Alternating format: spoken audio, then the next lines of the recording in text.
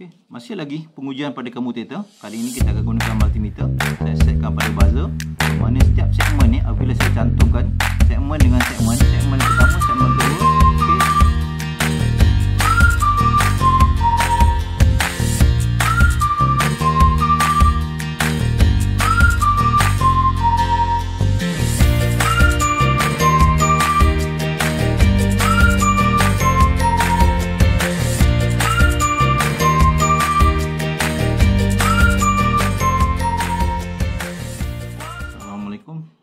Salam sejahtera semua.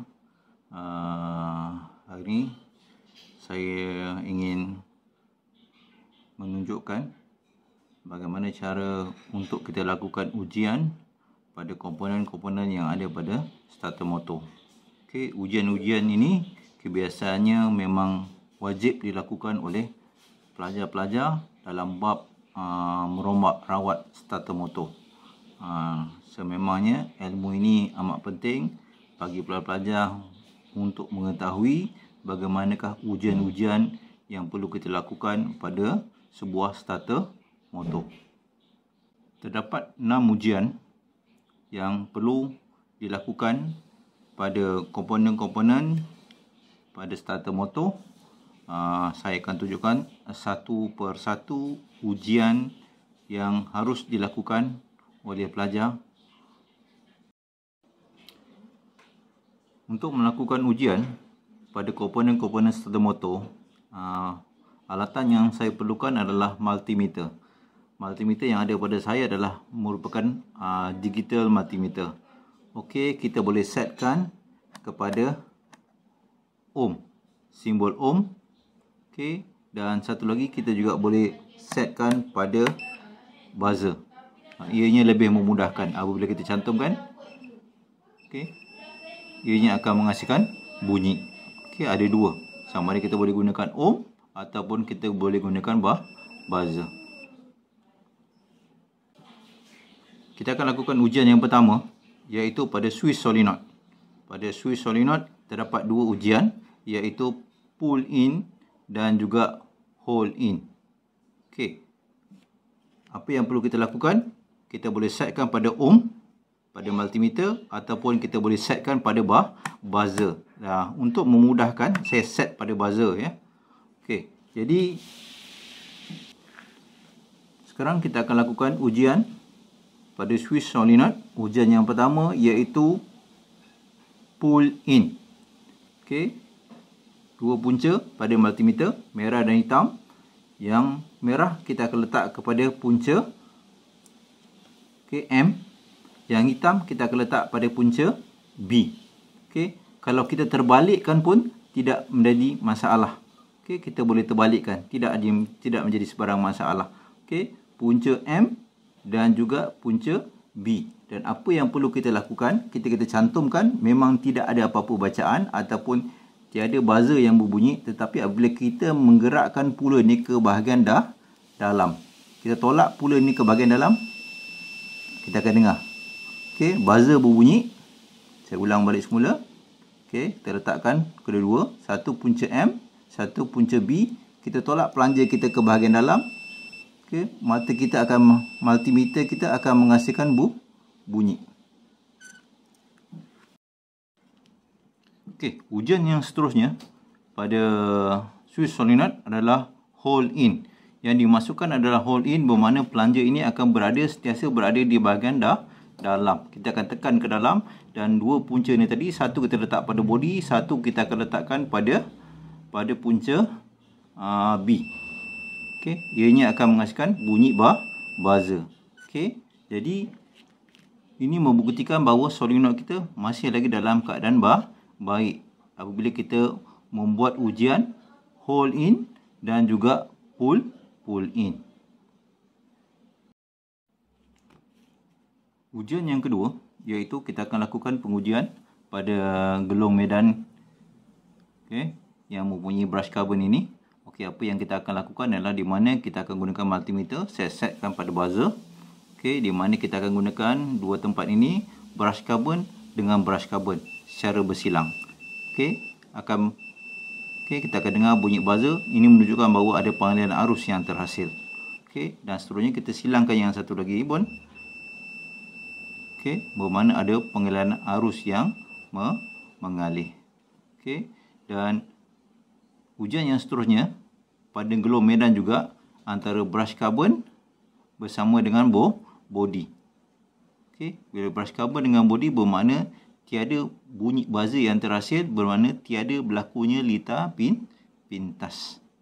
Okey, bermakna tidak boleh ada pengaliran arus antara brush carbon dengan body. Kalau ada pengaliran arus, kalau buzzer berbunyi ataupun ada pengaliran arus, bermakna berlaku litar pintas, bermakna gelong medan ini tidak boleh diguna pakai. Okey, yang pertama tadi saya ulang balik semula, brush carbon dengan brush carbon, ia akan menghasilkan pengaliran. Mana ini adalah ujian keterusan. Okey, mesti berbunyi. Okey, kita silangkan. Okey, dia akan bunyi. Okey, ini adalah ujian keterusan, mesti menghasilkan pengaliran arus. Yang kedua pada gelong medan adalah brush carbon dengan body. Okey, tidak akan menghasilkan apa-apa bacaan ataupun bunyi buzzer tadi.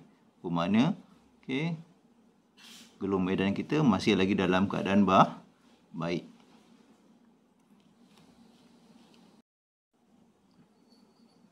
Untuk pengujian yang ketiga, kita akan ambil amateur dan kita akan lihat okey, bahagian commutator ni. Kalau kita lihat bahagian commutator ni, dia ada punya segmen-segmen. Okey, apa yang perlu kita lakukan? Kita akan gunakan vernier caliper dan kita akan ukur garis pusat. Okey, garis pusat kita punya commutator ni, iaitu dia mesti berdiameter 28 mm. Okey, ianya mesti berdiameter 28 mm. Okey, had minima ada adalah 27 mm. Tapi ianya bergantung juga pada jenis starter motor kita tadi. Okey, dan kita lihat, bila kita lihat pada commutator ni, dia ada segmen-segmen dia. Okey, setiap segmen ini, okey, dia ada lurah. Dan pada lurah ni, okey, kedalamannya perlu diukur. Kedalamannya perlu berada pada 0.6 mm. Okey, 0.6 mm. Tetapi jika kedalaman ini, had minima dia adalah 0.2 mm. Itu minima. Bermakna kalau dia dah pergi kepada 0.1, bermakna commutator ni tadi tidak boleh lagi diguna pakai. Bermakna kita perlu tukar amateur ni one set. Okey, kena ingat. Bermakna commutator ni tadi pertama kita ukur dia punya garis pusat, diameter, dan kemudian kita ukur kedalaman setiap segmen yang ada pada commutator ini tadi.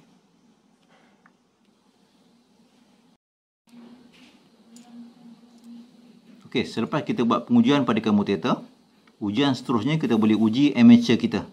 Okey, kebiasaannya amateur ini kita akan gunakan mesin growler. Jadi saya tinggalkan pelajar-pelajar bertanya pada guru-guru anda, bagaimanakah cara kita nak menggunakan mesin growler, apa fungsi mata gergaji yang akan kita letakkan pada mesin growler tersebut. Okey, saya tinggalkan itu untuk anda bertanyakan pada guru-guru anda. Okey, yang saya nak tunjukkan kali ini, bagaimana kita boleh menguji amateur kita dengan menggunakan multimeter. Okey, tak kisah di mana-mana punca, yang merah hitam ni boleh ditukar-tukar tempat. Yang penting pertama letakkan pada amateur, satu lagi letakkan pada commutator. Okey, ini bila kita letakkan mesti tidak mempunyai sebarang pengaliran arus. Okey, tiada berlaku litar pintas ke sini. Okey, kalau buzzer berbunyi atau ada bacaan, bermakna amateur kita ada berlaku litar pintas. Bermakna amateur tidak boleh diguna pakai. Pergilah pada segmen-segmen yang lain, ianya tidak akan menghasilkan sebarang bunyi buzzer ataupun bacaan pada multimeter. Okey, ini jika kita gunakan ujian menggunakan multimeter untuk amateur. Okey, baiklah. Ujian seterusnya masih lagi pada amateur. Okey, masih lagi pada amateur. Kali ini kita akan lihat overrunning clutch. Ini dia, overrunning clutch, iaitu pada gear pinion ini. Okey, bagaimana kita nak uji overrunning clutch? Okey, mudah sahaja. Okey, iaitu kita gerakkan, kita tolakkan gear pinion kita ini ikut jam. Okey, bila dia ikut jam, ianya boleh dipusing. Okey, apabila kita gerakkan lawan jam, ianya akan tersekat. Ianya tidak boleh dipusing. bermakna itu menunjukkan bahawa overrunning clutch kita masih lagi dalam keadaan baik. Okey, bila kita buat lawan jam, bermakna gear kita tadi dia tersekat. Okey, apabila kita buat pusingan ikut jam, gear ini boleh berpusing. Okey, itu cara untuk kita buat pengujian pada overrunning clutch. Okey, maklumat seterusnya untuk pelajar, brush carbon. Okey, kita perlu lihat brush carbon kita dan sepatutnya kita akan gunakan vernier caliper. Kita akan ukur kepanjangan brush carbon ini tadi. Okey, bagi standard size brush carbon adalah 16 mm. Panjang standard size adalah 16 mm. Minima dia adalah 10 mm. Kalau dia dah kurang daripada 10, bermakna brush carbon ini perlu ditukar. Okey, kebiasaannya kita akan gunakan vernier caliper. Okey, ini maklumat pada pelajar. Tolong ingat, okey, selepas anda uji tadi, pastikan anda buat pengukuran pada brush carbon. Okey, tadi kita dah buat ujian. Kita dah buat pengukuran pada brush carbon. Tapi jangan lupa kita buat ujian pada brush carbon holder ataupun perumah brush carbon, iaitu pada perumah brush carbon yang model ini dibuat pada plastik. Okey, apa yang perlu kita lakukan ialah kita guna multimeter, set pada buzzer ataupun pada ohm, letakkan pada brush carbon dan letakkan pada perumah. Okey, sudah pasti tidak akan ada arus yang akan mengalir, mana tidak berlaku litar pintas. Okey, untuk model ini dia dibuat pada plastik. Jadi memang tidak ada apa-apa sebarang litar pintas lah. Okey, ada setengah model dia ada plate besi tetapi ia mempunyai penebat. Okey. Okey, bila kita letak satu pada brush carbon, satu pada perumah, bermakna tidak berlaku litar pintas, buzzer tidak berbunyi, makna tidak berlaku pengaliran arus dekat situ. Okey, ini membuktikan bahawa holder kita masih dari dalam keadaan baik.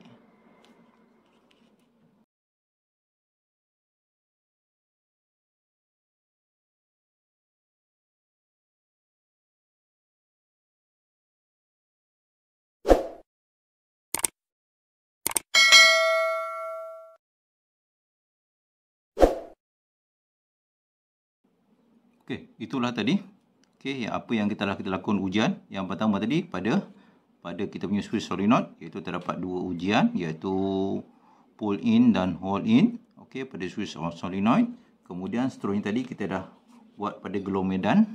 Okey, pada glow medan tadi ujian, iaitu kita uji pada body dan juga brush carbon. Lepas tu kita ukur brush carbon kita, pengujian pada brush carbon dan juga pada brush carbon holder. Dan yang seterusnya tadi kita dah buat pada commutator, ujian pada commutator, ujian pada amateur, lepas tu ujian pada overrunning clutch. Jadi itulah ujian tadi. Saya terangkan kembali. Pertama, ujian pada amateur, ujian pada commutator, ujian pada glow medan, ujian pada solenoid, ujian pada overrunning clutch, ujian pada brush carbon dan juga brush carbon holder.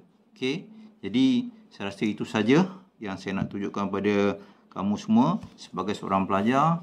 Bila kita ceraikan, kita rombak starter motor, ujian ini perlu kita lakukan. Okey, itu saja. Bertemu kita lagi pada video yang akan datang. Sekian, terima kasih.